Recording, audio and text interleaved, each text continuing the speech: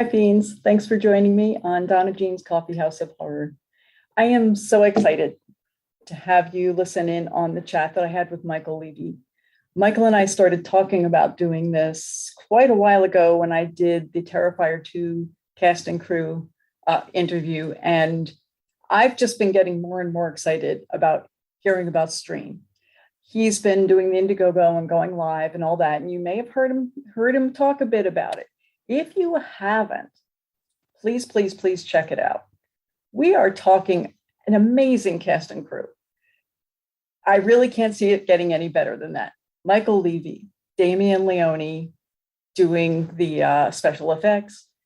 Not only David Howard Thornton, but Danielle Harris, Jeffrey Combs, Felissa Rose, Tim Reed, Dee Wallace, Craig Lloydgren, and the list goes on. And the promises of more keep going on as the Indiegogo is stretching beyond its goals. And it is so exciting to be a part of, and I've been wanting to be a part of this. And the only way that you can really know about it is by listening. And by the way, we talk about ghosts.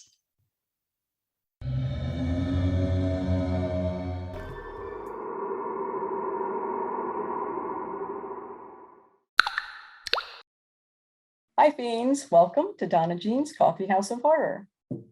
And I am here with Michael Leavy, who is the founder of the Fuzz on the Lens Productions.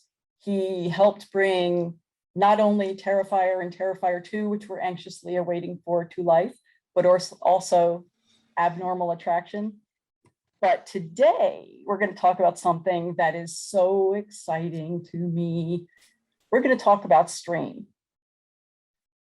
So, Michael, first, before we start Stream, I have you here, I have you live, so I'm going to ask you, we've been hearing back and forth. I'm going to ask you if you have any kind of an approximate release date on Terrifier 2. That seems to be the question of the year, right? Everybody's anxiously awaiting, as are we.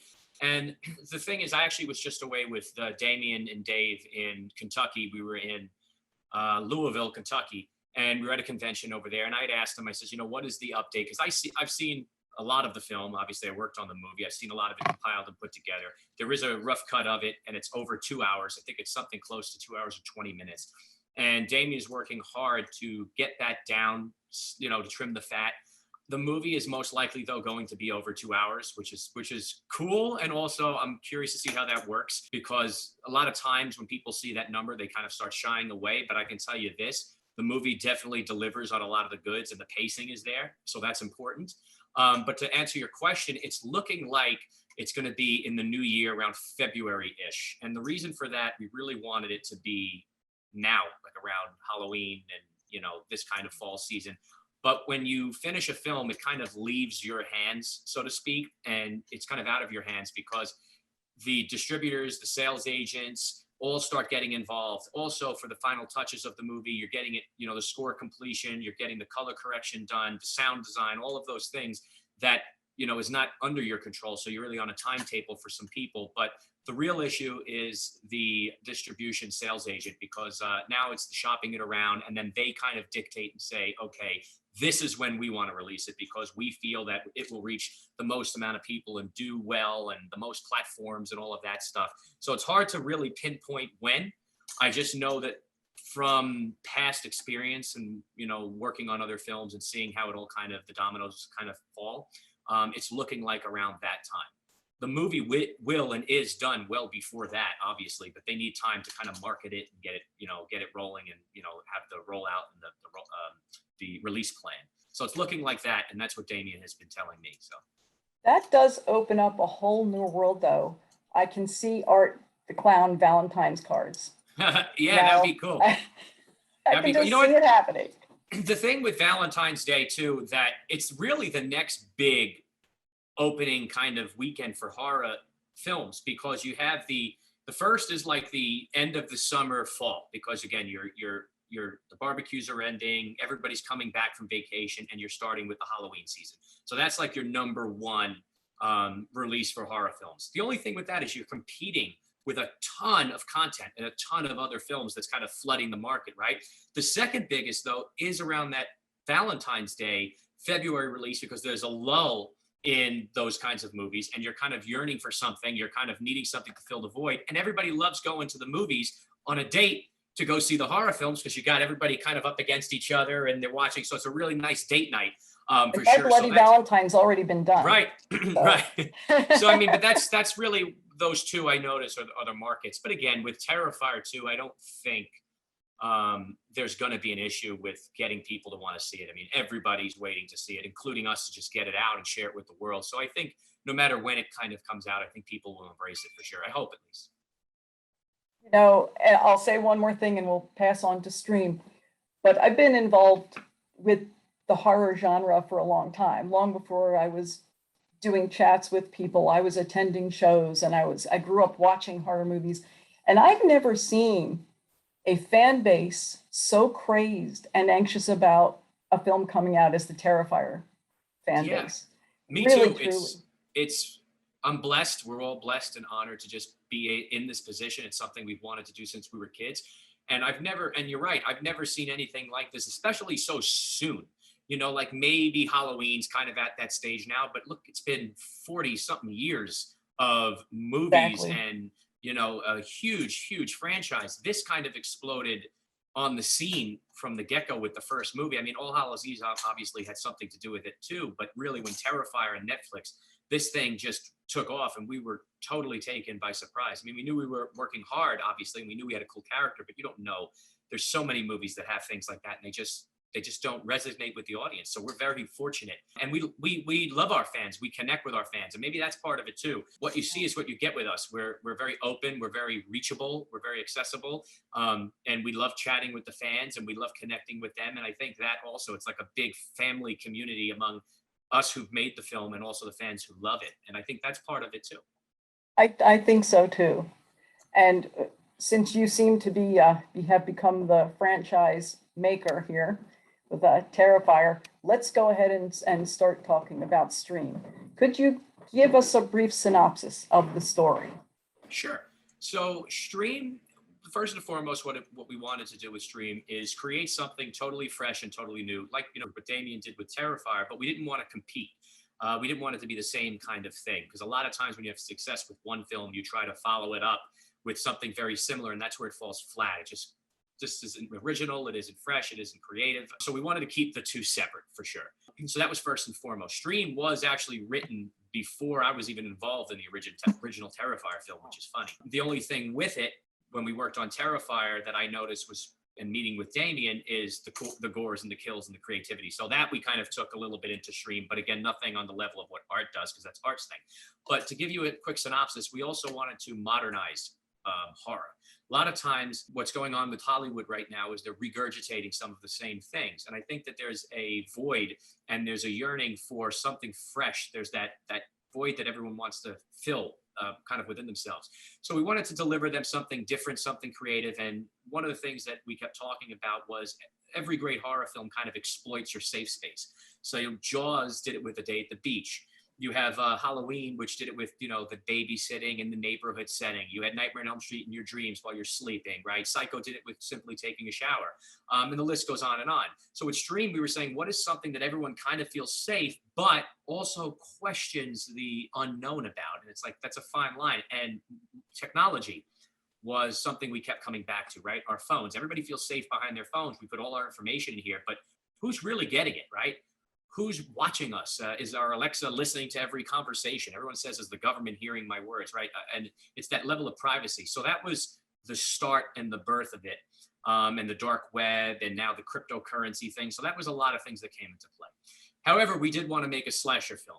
So we mixed the two kind of ideas into something we think is fresh and creative. And what the storyline is it's about a family that is having some problems, like your average family. Everybody's got problems, and they're having problems with their teenage daughter, and they decide to recreate a trip from their past, a vacation from their past, kind of like the Wally World vacation kind of situation, where it's like, okay, mom, dad, kids, let's go. Let's just take a break from our busy lives and try to reconnect as a family and see where we went wrong. They go to this hotel that they went to, this kind of resort kind of place that they went to, and it was their last well-known best vacation. But everything is kind of in the process of being modernized, in the process of being changed, and it's under new management.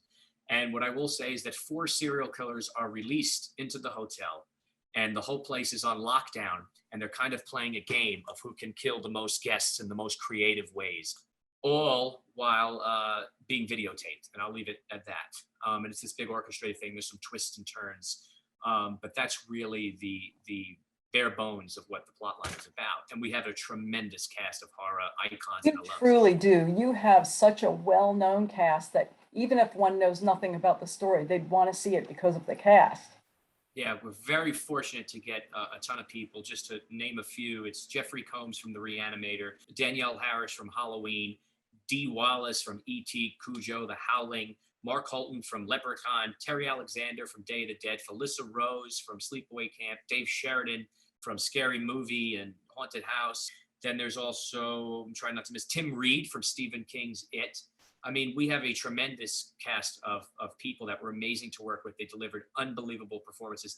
Daniel Roebuck from 31 and Devil's Rejects and The Fugitive and all of those great films. And he's a big Rob Zombie alum.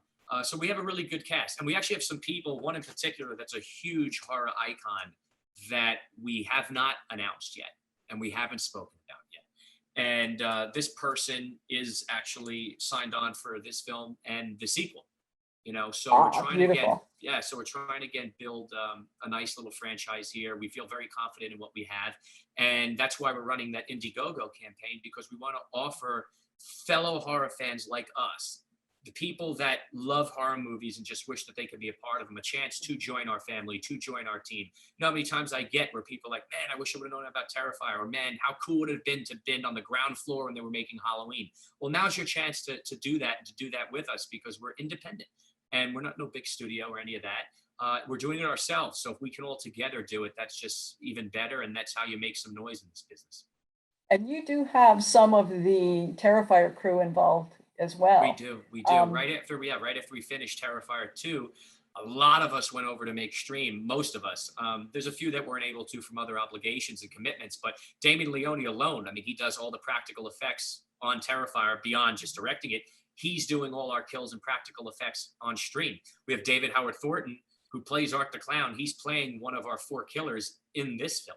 So we really have that family atmosphere. Marcus Slabine, he worked a little bit on Terrifier 2. He was a little, he was in the film a little bit. We'd worked with him recently on The Dark Offerings, The Last Call with Terry Alexander, and also are doing his Night of the Living Dead 2.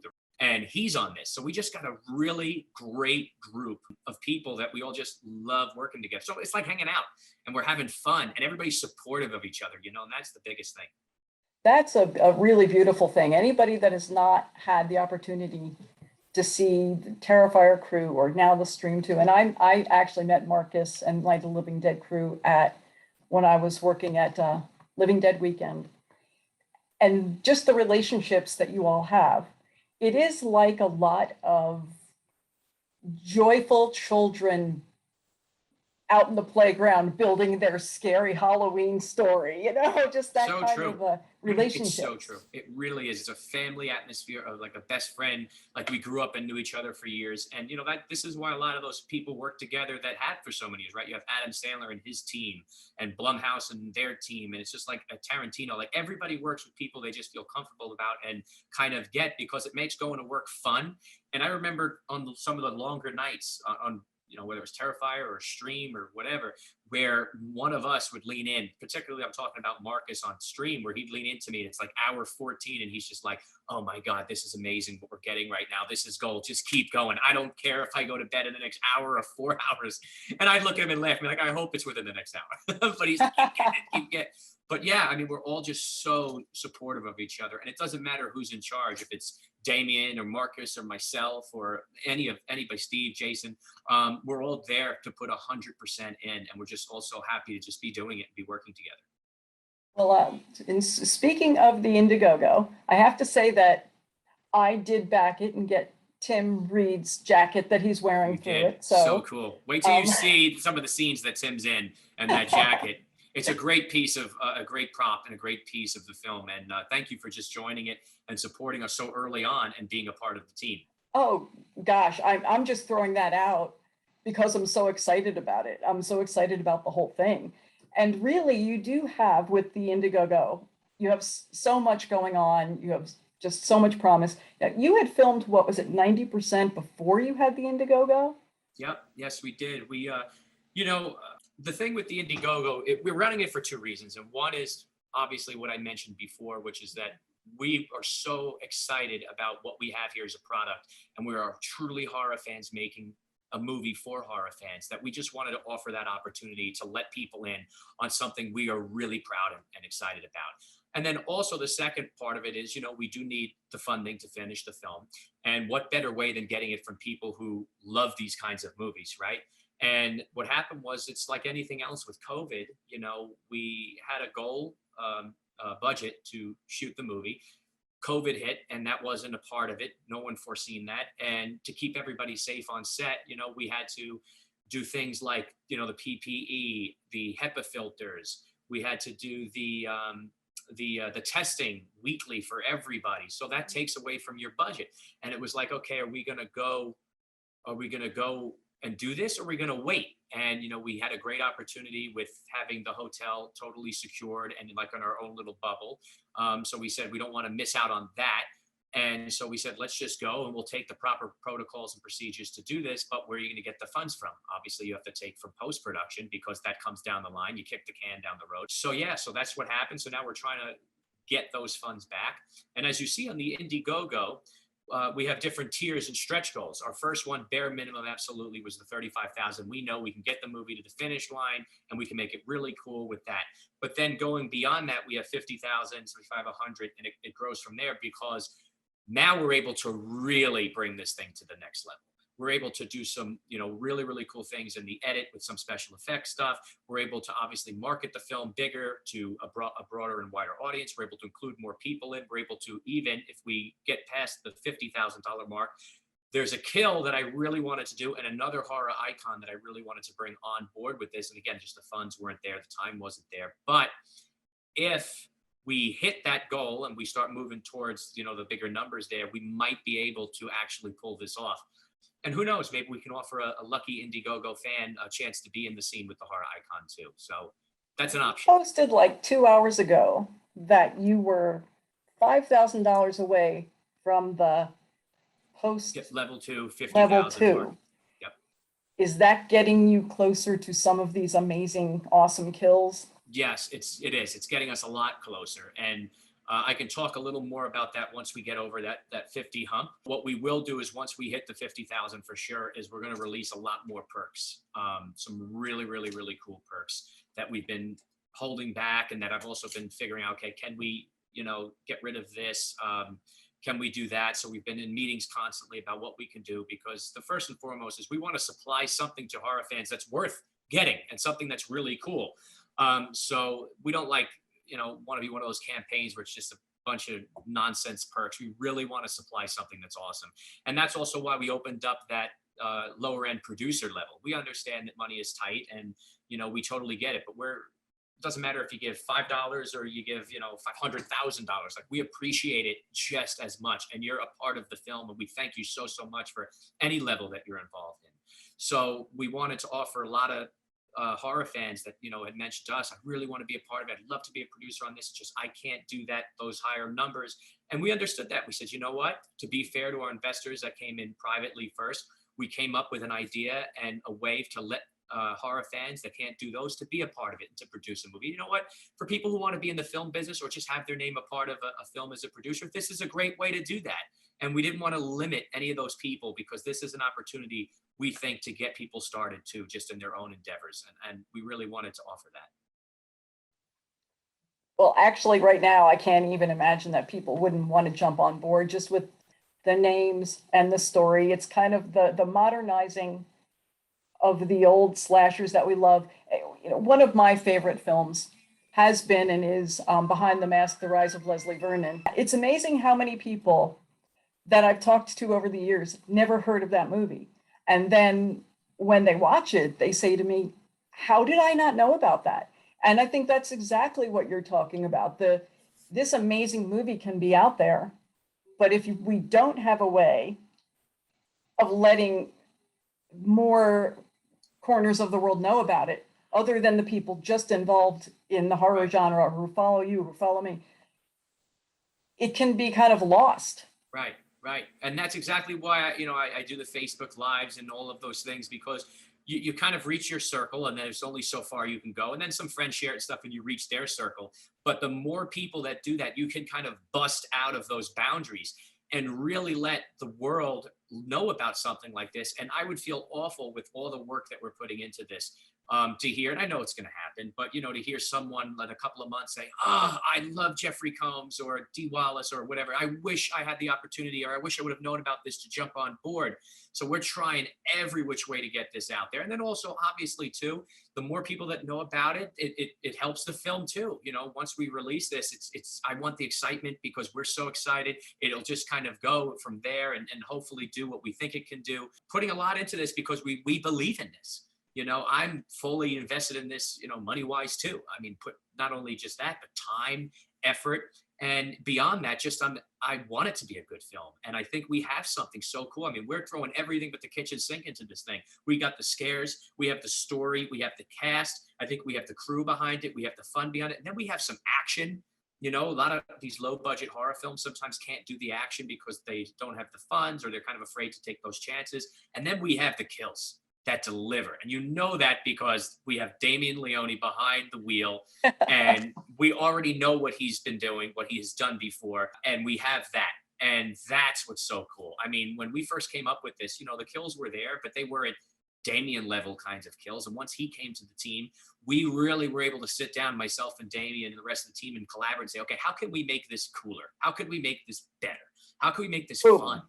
And I'll tell you, he delivered. We delivered on that. Just alone, we blow up a car. That's you see it in the little behind the scenes thing. I mean, that is just so tough to do on a lower budget level. But we said, you know what? If we're gonna do a film like this, let's make it right. We're gonna blow up a car.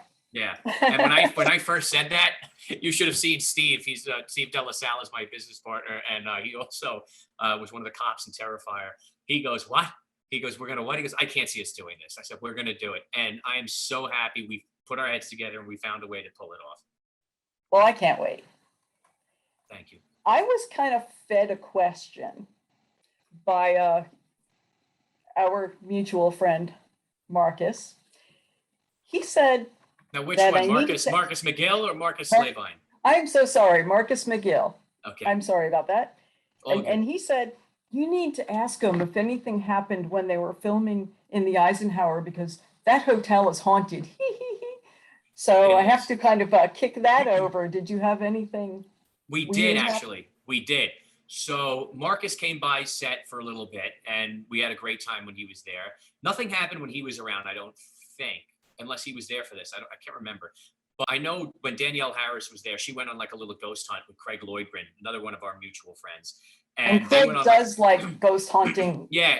So there was some creepy things that happened with that, where there was like a soldier in one of the rooms from like the Battle of Gettysburg talking to them, and like the yes and no sticks that he had. But what happened that I witnessed that was insane was there's a room apparently. Now I'm the kind of person, I'd love to see it. If it's haunted, I'm all about it. But then I kind of get scared and I say, you know what? I don't want to mess with this. If I go into this room, I don't want anything following me back. I don't want to mess with it. I'm into it, but I don't know if I go that far, right? So lo and behold, I find a room that I'm like, oh, this will be a great room to shoot in. And we set it all up. And the reason we picked it is because the building is half under renovation. So the hotel says we can destroy this room and we don't have to worry about the damages of fixing it, because they're gutting it out in like a month or two and totally revamping the room. So awesome. So they gave us like 3 rooms to use, and that one, I picked this one in particular. So we're setting everything up, and one of the people who work at the hotel says, "Oh, you picked this room?" And I said, "What? Wait, why?" And he goes, "This is the most haunted room in the entire building. And we don't even rent this room out to guests for like the last few years. We actually just lock the key and just bury the room, and that's that." great. Can't change the room now because it's already set designed. We had to rig a certain thing into the ceiling for one of the things, and that took like a week to do. So it's not even like it's a quick pick up the stuff and move next door. We're locked into this room. We actually get the chills thinking about it. And so we're in there, and actually Tim Reed's involved in the scene, and Charles Edwin Powell, who you guys will learn a lot about. He's one of our stars. He plays Roy Keenan. He's an incredible actor, a really, really great person. And he was actually in The Exorcist 3. He was in the old movie Screamers. So he's in the scene. And our young actor, Wesley Holloway, the three of them are in the scene. And we're going I have to say Exorcist 3 is probably my favorite of The Exorcist. So Charlie's in that. And he's like one of Very cool. Yeah, he's great. So we're in the room and we're rehearsing, or we're blocking the scene, and we're going, and there's a microwave that I can't remember now if it was plugged in or half plugged in or not plugged in at all. It's on tape, I think. Just turned on by itself. And nobody was around it. Nobody was near it. The thing just turned on. That's not okay. And it starts moving, and the numbers start ticking down from like 6. And it's like, I'm freaked out. Like, all of us were just like, okay. So I said, get that damn thing the hell out of here. That was definitely one of the creepiest things. And again, we were in the most haunted room, and I'm with Steve, who totally does not believe in any of this stuff. And he was even white. He was like on the other side of the room with the camera, and you just hear go, and we're all looking like, what is going on? It was definitely the most bizarre, craziest, creepiest thing that ever happened. That's for sure. And Craig is probably there like, let me ask you Loving questions. Right. Let's talk to the microwave. Let me curse out and see if they respond. Yeah, and I'm like, yeah, get Craig the hell out of here with that microwave. So that was definitely one of the things that I can remember that I witnessed. That was just, and nobody was near it. It just went on. It wasn't like anybody touched it at all. So that was definitely the talk. And then again, Craig has some stuff. He did like a Facebook Live with Danielle Tour that I popped in and out of at points that they definitely got some feedback on. So if you talk to him, definitely ask him about that. I have had the good fortune to interview Craig a couple of times, and I keep thinking I want to just talk to him just about his ghost hunting, because it's so fascinating. I'm like you. If we're watching a movie and everybody's saying, "Oh, let's go see what that is," I'm just like, "No, leave, go home, just leave." No reason. So it's fascinating but terrifying. Right. I and agree. Again, it comes back to because you don't know. Right. It's the unknown. And I listen, I love it. I think it's great. I like to be there doing it. But then if I am kind of there, I'm like, I better go. This is silly for me to be here. I don't want to take anything home. But that's the main thing. But it was great shooting in the Eisenhower. It was very, very blessed to have been able to be there and fit the movie so well, the vibe of it. Because also, if anybody knows about this hotel back in like the 60s and 70s and maybe early 80s, maybe even 90s, it was like a family destination, mini little resort spot. And now time has kind of taken over and it's not as up to date as it should be. They're actually in the process of modernizing and renovating it, but then some of it's still kind of old. So it was like the perfect, it was like we wrote the story to this hotel because it had everything that we had in the script there, to where they even had this indoor pool that was like cool, and like a bar and like a hot tub and like palm trees and lights and stuff, and all balconies were overlooking the pool. And originally we had this scene that was in the lobby, because again, I was trying to think when we write the script, like, where can you get most of the guests in a big area, either the lobby or the ballroom? We were like, okay, sure, the place we're going is not going to have a ballroom, which they ended up actually having, but we're like, what's something unique at the lobby? When I found this spot, when we found it, they had that pool area. We rewrote the scene to that because it was just so unbelievable. We had to showcase this area. It's so unique. And, we just definitely got lucky and found a diamond in the rough to shoot this film in. So really the Eisenhower, or whatever the name of it will be in stream, will become like the new Overlook. It's got that, when a lot of people watch this too, it's called The Pines actually in the film. And it definitely has that kind of Overlook, shining vibe to it. And again, family and kind of like an old kind of hotel. There's definitely some similarities and through lines.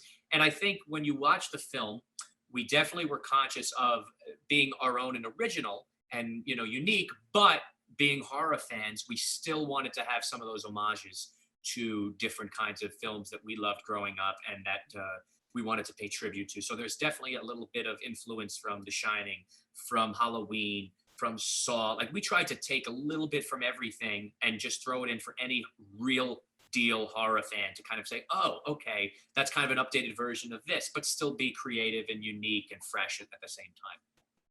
I get more and more excited the more that we're talking about it. Awesome.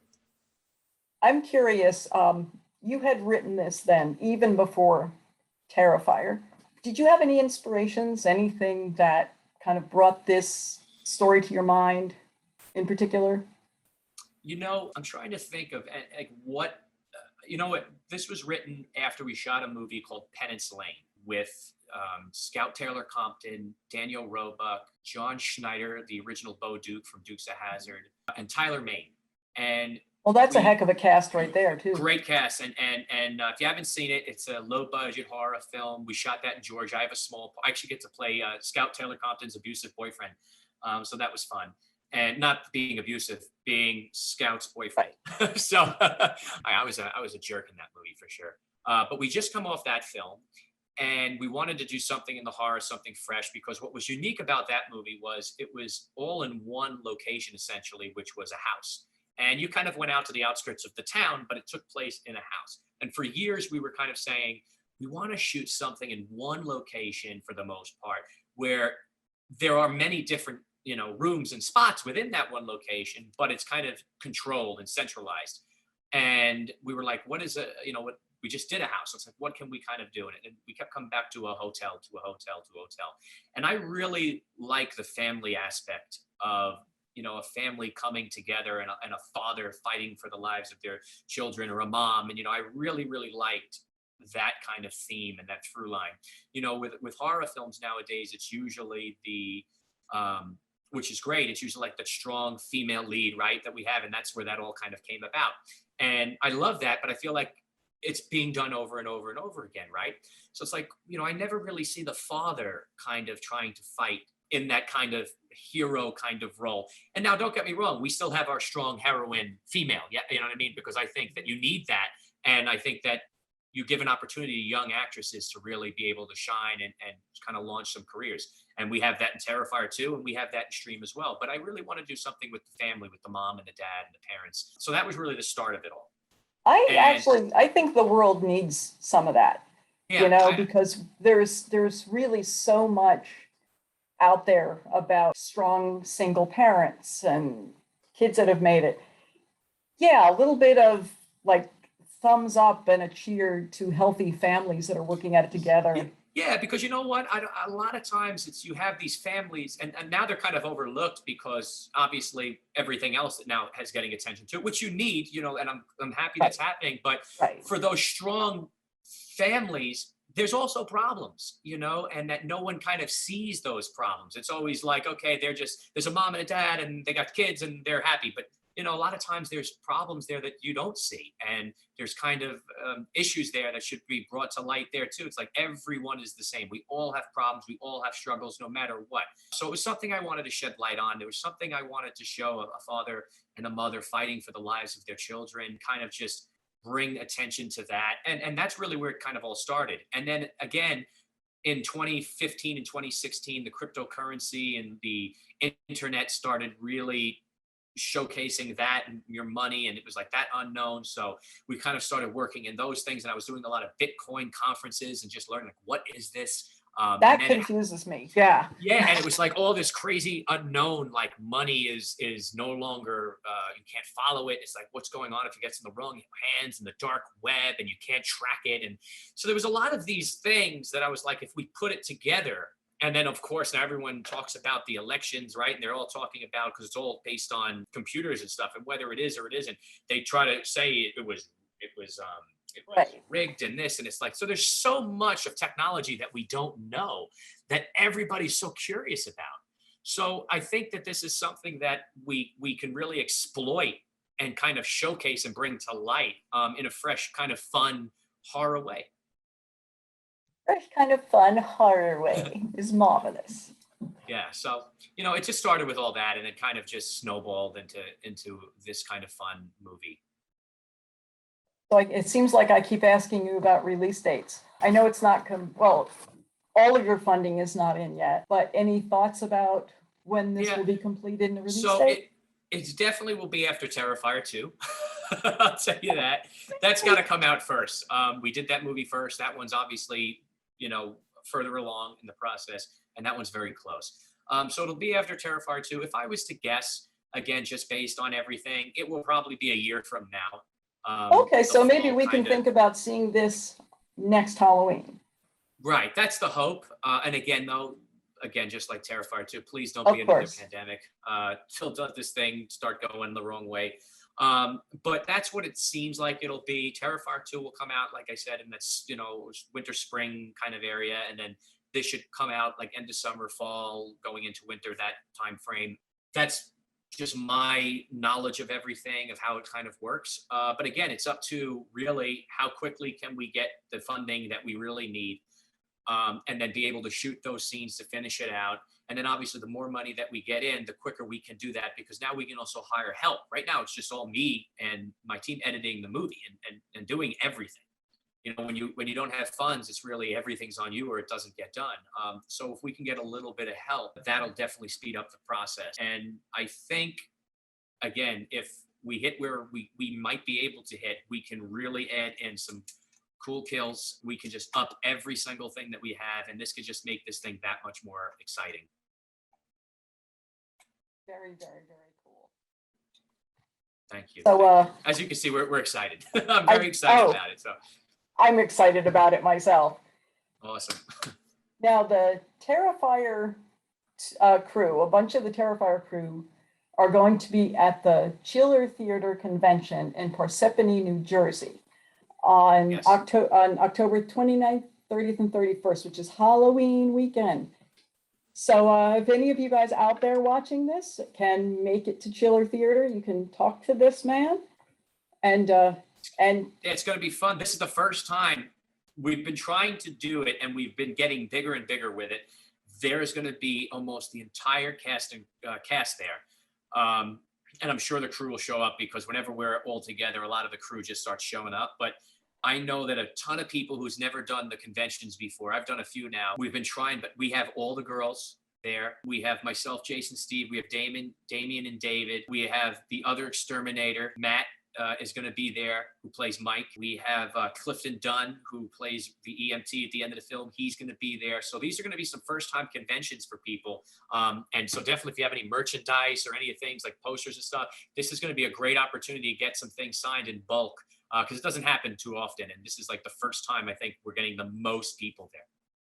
Volunteering conventions for quite a while, I couldn't help but say, if you need somebody, I'm there to help. And I already have a couple of people that have things they want me to bring to get autograph for them. So I know a lot of people who are into the autographs. So, hey guys, Parsippany, New Jersey, fun. Halloween weekend. I have a ton. It's funny. I mean, I'm into them too. I look at this. This is just Catherine alone, and I have her sign. She signed me something at the last one I did with her. I'm into collecting them too. I have a whole book here of different, whether it was conventions I go to where I get some myself, or it was through mail when I was a kid. I used to look up the addresses to like the agencies, and they would send something signed back. So it's definitely a nice piece of memorabilia or history or something to have that you can frame and put up. So it's cool. And I think it does mean a lot when people actually get to meet the people involved and get their autograph. That autograph tends to be something. And if somebody is looking at participating with the Indiegogo, it's just one big family picture. So yeah, it is. It is. And meeting someone goes a long way. It gives a great story. You kind of could have put a face to a character or a name. And me in particular, us, we love engaging with our fans, and we have a great time. And a lot of them are just such great, awesome people that just love horror as much as we do. Because again, we grew up watching horror, which is fans that make movies and got lucky at this movie hit. We put a lot of hard work into it, obviously, but you have that hard work plus luck, and it happens. And we're just regular people just doing this and doing what we love. So that's, again, why we opened up the Indiegogo campaign, to offer people a chance to jump on board with us and come along for the ride. Well, Michael, I think I'm going to have the good fortune, or I hope to have the good fortune, to talk to you about a lot of more films in the future, because there's just I so think much so. awesome right now. Yeah, I think so. We're working hard. We have a lot coming down the pipeline. And again, this is for anybody that wants to join us, more than welcome. Checked out that Indiegogo campaign, and let's do this together. Let's make some noise. It's tough for independent films to get off the ground. So we're doing it. We're hoping to open up a franchise with this. We have one with Terrifier, and just keep everything going. And for us, it just drives us to make something new, different each time, something fun, and have the greatest and best genre fans a part of it. Thank you so much, Michael. I look forward to seeing you at Chiller. It's going to be fun, DonnaJean. Thank you. We'll see you in the movie.